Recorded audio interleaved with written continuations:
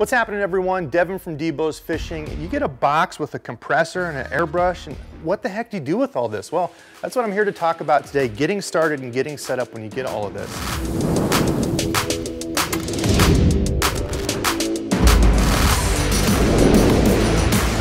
You know, it's already enough of a headache trying to figure out what do I need, what do I order, but when you actually get it, this can be a whole different adventure. So we're gonna try to help you simplify it and show you that it's really not that complicated, starting with the compressor. So this is what's gonna compress air into this tank and actually allow you to spray paint out of it. And this is an oil-free compressor, which is important because you don't have to add anything to it. It's a completely contained system here. You can see you've got your pressure dial here, so you can increase or decrease your pressure as you're spraying, and that'll be important as we talk about it. And on this compressor, this is nice and everything is set up to be, like I said, it's all compatible what they have on the Do It Molds website.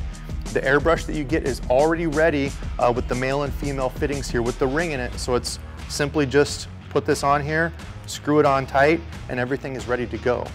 Same thing for the airbrush. You don't have to do anything special to the airbrush. Out of the box, it is ready to go. This is a double action gravity fed airbrush, which is nice. And that means when you push the button down on top, that's gonna make your air spray out. There's not gonna be paint. And we're gonna go into this more in depth on some other How We Do It series, but just so you know, push it down, the air comes out. If you push it down and pull it back, that's gonna give you your paint. And again, this is gravity fed, so the cup is up here. You put your paint inside this and then gravity just pulls it down. This is the most common airbrush you'll find for doing small projects. You know, it can only hold as much paint as you can put in here. When you look online and stuff, there's other airbrushes that have, you know, big bottles and stuff you can put on the bottom. They're pretty cumbersome and a lot more than you need for, you know, painting a few lures. So this type of airbrush is perfect for painting crankbaits. So now that we've got this plugged in, it's as simple as plug this into the wall and turn it on. And you'll hear a noise when it first starts out. Don't be worried, that's what it's supposed to do. So you'll notice that your compressor will keep turning on and off, and that's completely normal. As you press your airbrush down and start to use that air, it's got to compress more air and keep feeding it to it. So it'll kind of kick on and off completely normal. There's a dial here on front, and this is how you control your pressure. It will be important to know that you're going to have a different pressure on your gauge when the airbrush is just sitting here. When this turns off, I'll show you. When you press it, you notice how your pressure drops. There's going to be a difference in dead sitting pressure and actual spraying pressure. You see how that needle's moving? Righty-tighty is going to give you more pressure.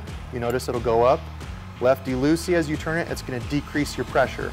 So I usually spray around 20-25 PSI for spraying. You don't need to go up crazy high for that. If you're having trouble with paint coming out, you usually just need to dilute it with some of that reducer. But as I'm doing that, let's say I get the spot I want with my air. You notice as I hold down on the paint, it drops my pressure. So that's something very important to pay attention to. I can spray, and then when I'm done, it'll go back up and continue to kick on and fill that with air. Now, in the back, if you ever get to a situation where you're spraying, paint's coming out and it starts kind of spitting, the nice thing about these is they do have a moisture trap and an air release system right here. So any moisture that builds up in the system, it's going to condense, come down here, and then you can actually get that dripped out and sprayed out the bottom here. So that's a nice feature to have. Some of them do not have that. You can get airbrushes with, you know, that add-on and everything. I tell you from personal experience, don't let those other people intimidate you. Getting started on the process is pretty easy, and as you can see here, there's not a lot to setting it up.